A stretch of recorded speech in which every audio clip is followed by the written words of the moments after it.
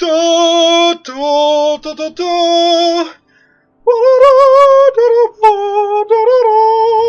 What's up, everybody? It's Finland. I got the new MOBA for Xbox called Guardians of Middle-earth. It's all about the Lord of the Rings characters. It's pretty similar to League of Legends or Dota, any other kind of MOBA game. Your team has to coordinate to try to beat the other team. But it is super duper pooper scooper simplified. You don't have to buy any items. Anything you do pretty much gives you a little bit of a speed boost, so it makes it really easy to like gank other lanes and attack stuff. And as long as your teammate can coordinate with you pretty well, every champion is like overpowered, so you're like guaranteed to kill. I'm going to be laning with a guy named Angelic Blagness. He plays Bilbo Baggins. You'll see what we're doing right now is we're going down to capture this shrine. This basically gives us health regen, and it's a good objective-based point. Now, after we catch it, we notice there's a little kid hiding in these bushes. So we use our crowd control, a little bit of taunt, a little bit of fear, a little bit of rooting. Kaboom! Bilbo kills him. The character I use is the class is a warrior. He's the one who beefs. He takes a bunch of damage. He's beefcakey, but he doesn't deal out a lot. Bilbo's quite the opposite. He can pretty much destroy someone, but he can't take a whole lot of hits. It's important to know that in this game, you're not just trying to go for kills. Because there's no item buying or anything like that, gaining levels in the game gives you a significant advantage. If you can keep your levels higher than the enemy team by killing minions, killing the random things in the jungle, or just keeping their teammates away from experience, your team's going to do really well. Here's another one where I went to capture a shrine. I guess this guy thought he could take me, I don't know. He did a decent amount of damage, but Bilbo came up and pretty much cleaned him out. You'll notice that after pretty much every kill, we do one of two things. We either, the first thing we do automatically is we try to push their teammate out of lane. If you can get them as far away from the lane as you can, you're basically able to control all the objectives. Now in this case, we almost kill the dude, so Bilbo chases him down into the woods. Boom! And he gets him! You don't run for Bilbo, okay? Angelic's gonna get you every time. That's what he does. Here's another example. This guy went to the shrine by himself. The shrine is kind of like a ward. It gives you map awareness. So if the enemy team has a shrine, you don't want to try to go for it if they're nearby. Okay, this next clip here is a little bit about map awareness. I noticed that in the middle lane there were two people, and they were pushing my guy pretty hard. So I decided I'm going to run out there. I'm going to try to scare him a little bit, see if we can get him away.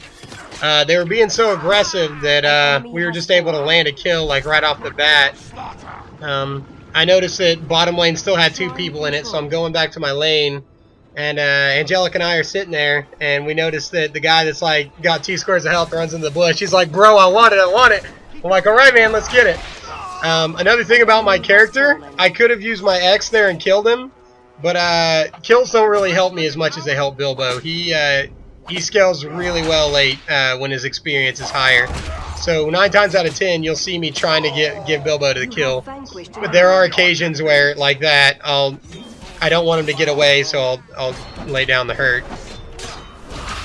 Another solid tactic that you can use is baiting. What you do is you basically intentionally force yourself to a low level of health in order to make the enemy confident that they can kill you. Thankfully, I have the command. I notice it's about to come up in 2 seconds for heal. I know I'm about to die. They're trying to fight it. I pop heal. Bilbo ends up killing the archer. I kind of mess up here. I'm trying to find Sauron. He went invisible, and I was like, "Oh, damn it!" But he ended up getting away. This is another really good one about positioning. The swordsman guy that was playing there, he had a really good position until his teammate decided to run right for the shrine. His teammate does almost get away, but Ugluk sword! OP! One cut, man. It's over. Here's another one where our mid laner kind of comes in and helps us get a kill. It's a little bit overkill, to be honest. This one I take over the shrine, and I notice Sauron uses his ability where he teleports to try to get into the shrine. Well, I decide I can stay and fight. I know Bilbo's there, and I know we do a ton of damage. So why not? You know what I mean? Here's another one where they're getting extremely aggressive. You got to kind of know how much damage you can do. I think Bilbo or one of us was on cooldown, but I did notice our teammate was coming from mid, so I went ahead and jumped in and tried to get an initiation. The three of us together, if the mid laner comes in with me tanking, we're guaranteed a kill, pretty much 9 times out of 10. This is another example of Sauron. He gets really brave and cocky. Bilbo lands 2 critical hits. I land my root. That's pretty much all she wrote. You'll notice we have a red circle around an aura around us. That aura comes from the bottom. There's a monster that you can slay. It's kind of like the dragon. It gives you a little bit of extra damage.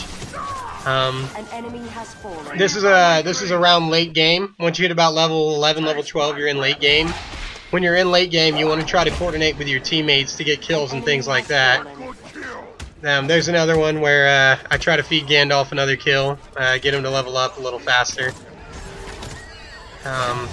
The Witch King, very powerful, but that wasn't the Witch King. Sorry, that was a little dwarf. That was the Witch King. There's a clip coming up where we fight the Witch King and he ends up pooping on us. This is another one. Always pay attention to what's going on with your map. This guy kind of caught us coming after him a little bit late, so we were eventually able to pin him down. Bilbo noticed we were in a fight and he came down to help us too, to close the gap. This guy used his command that summons an int. It does a lot of damage, but he was running away, so it didn't help him very much.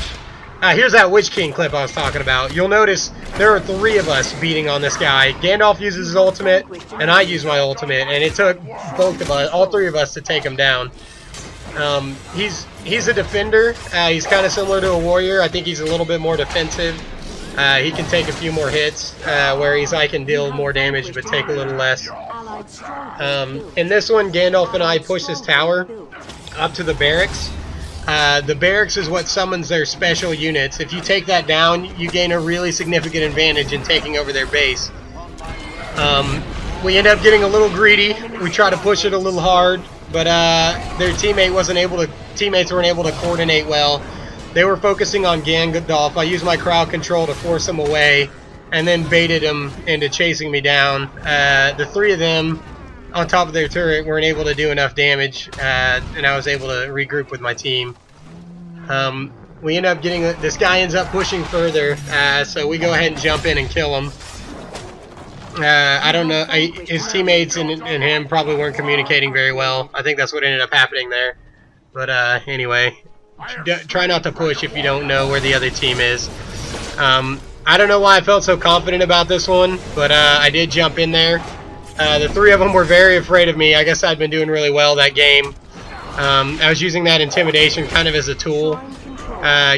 I'd always pay attention to which guys Gandalf was focusing, and that's who I'd turn my attention to. Now, Bilbo wanted to join in on the action and try to fight him, but they noticed Bilbo coming in and they started doing damage to him. So I was like, uh-oh.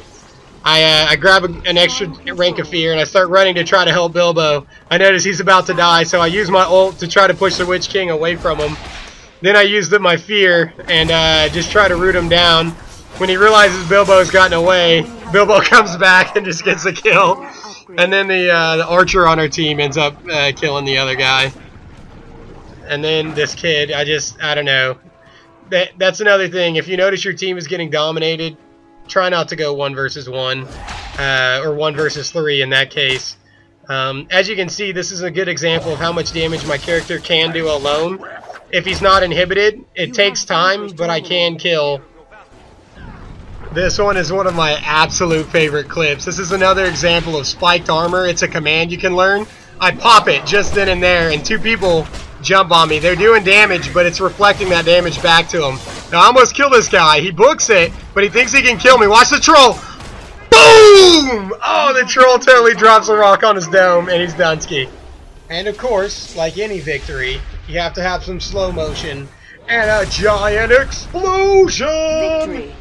If you guys have any questions on the loadouts that I use, or just any general questions at all, go ahead and leave a comment. Appreciate you watching. Take it easy.